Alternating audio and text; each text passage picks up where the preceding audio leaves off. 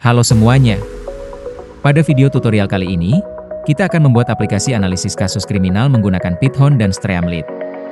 Kamu akan belajar cara mengunggah data, mengelompokkan kasus berdasarkan nama, menghitung pola kejadian, hingga memberikan rekomendasi hukuman secara otomatis. Yuk, kita mulai. Di sini saya memiliki data kasusku dengan format CSV dengan kolom ID, nama, kasus, waktu kejadian dan tanggal lahir.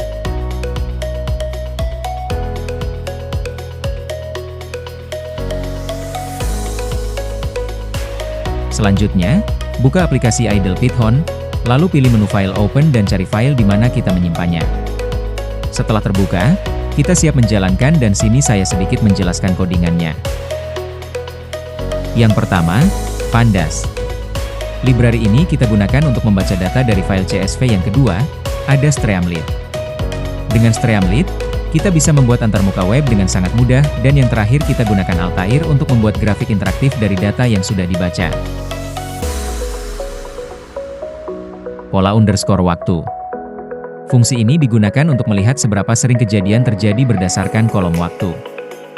Kalau dalam satu grup hanya ada satu kasus maka hasilnya tunggal. Tapi kalau ada beberapa kasus, kita hitung selisih harinya dan ambil mediannya. Kalau median kurang dari 2 hari, berarti kejadiannya sering.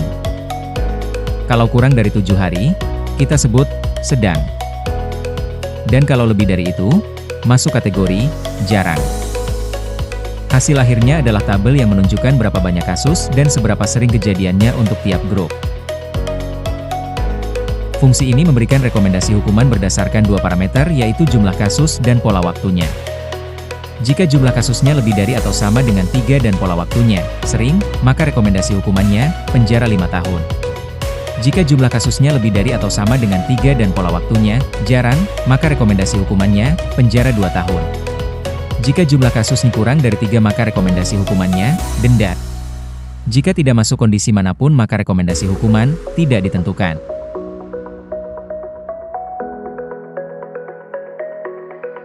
Untuk membuka output Python dari idle menggunakan Streamlit dengan cara klik file lalu ketik perintah di cmd.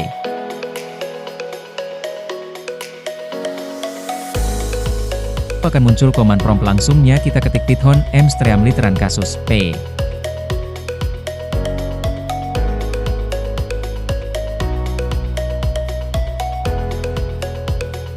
Pertama, kita mulai dengan mengunggah file data kasus dalam format CSV atau XLSX. Pastikan file memiliki kolom ID, nama, tanggal lahir, kasus, dan waktu. Jika format sudah sesuai, data akan ditampilkan pada bagian data awal seperti ini. Selanjutnya kita melakukan analisis berdasarkan nama di sini. Di sini saya akan menginput nama Aswi. Aswi yang lahir pada 2004-06-05 terlibat satu kasus dengan pola waktu tunggal dan direkomendasikan denda.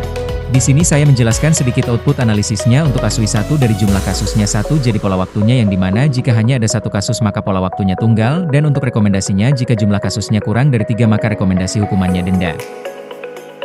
Aswi lainnya, lahir pada 2004-12-12, terlibat 3 kasus dengan pola waktu jarang dan direkomendasikan hukuman penjara 2 tahun.